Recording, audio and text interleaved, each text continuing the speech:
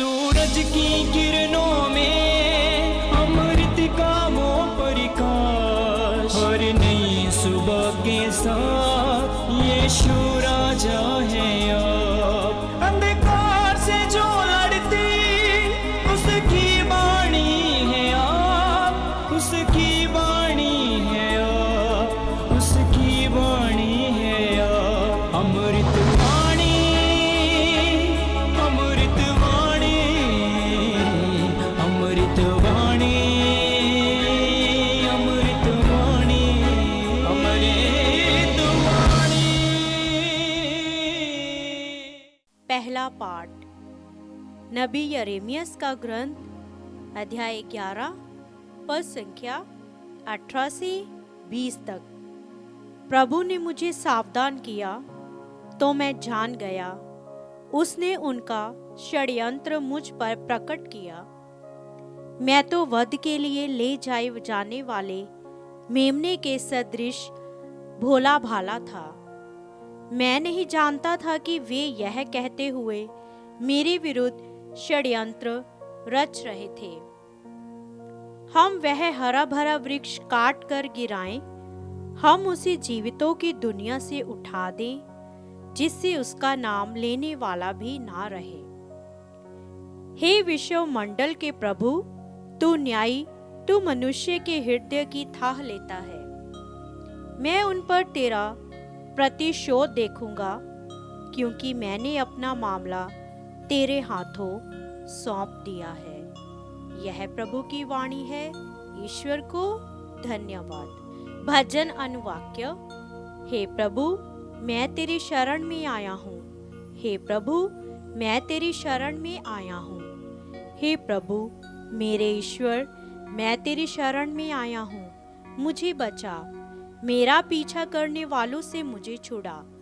कहीं ऐसा ना हो कि वे सिंह की तरह मुझे फाड़ डालें, मुझे घसीट कर ले जाएं और कोई मुझे ना बचाए। अनुवाक्य। हे प्रभु, मैं तेरी शरण में आया हूँ। हे प्रभु, मैं रिम के मार्ग पर चलता रहा, मेरा हृदय निर्दोष है। तू मुझे न्याय दिला। हे प्रभु, तू न्यायी है। तू मनुष्य के हृदय की थाह लेता है। विधर्मियों की दुष्टता मिटाने और धर्मियों को सुदृढ़ बनाए रखने की कृपा कर। अनुवाक्य। हे प्रभु, मैं तेरी शरण में आया हूँ। ईश्वर ही मेरी ढाल है, वह निष्कपट हृदय की रक्षा करता है। ईश्वर न्याय करने में सच्चा है, वह क्रोध करने में देर करता, किंतु विधर्मियों को हर समय धमकाता है।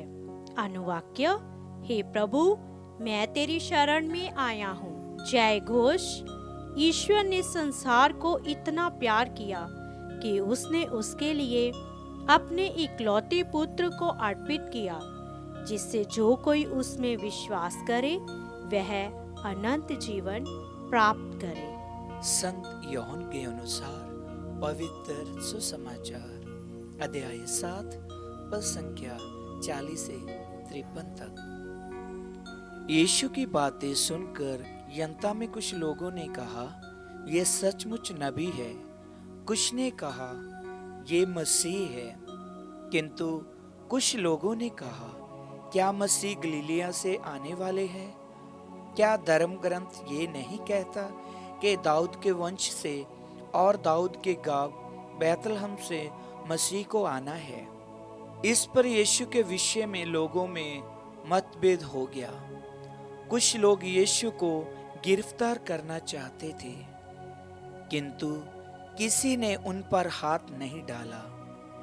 जब प्यादे महायाजकों और फरीसियों के पास लौटे तो उन्होंने उनसे पूछा, उसे क्यों नहीं लाए? प्यादों ने उत्तर दिया, जैसा वह मनुष्य बोलता है वैसा कोई कभी नहीं बोला।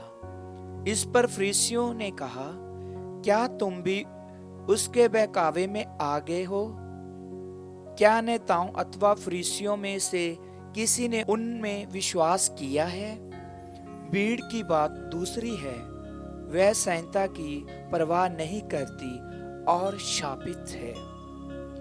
निकोदेमुस जो पहले यीशु से मिलने आया था, उनमें से एक था।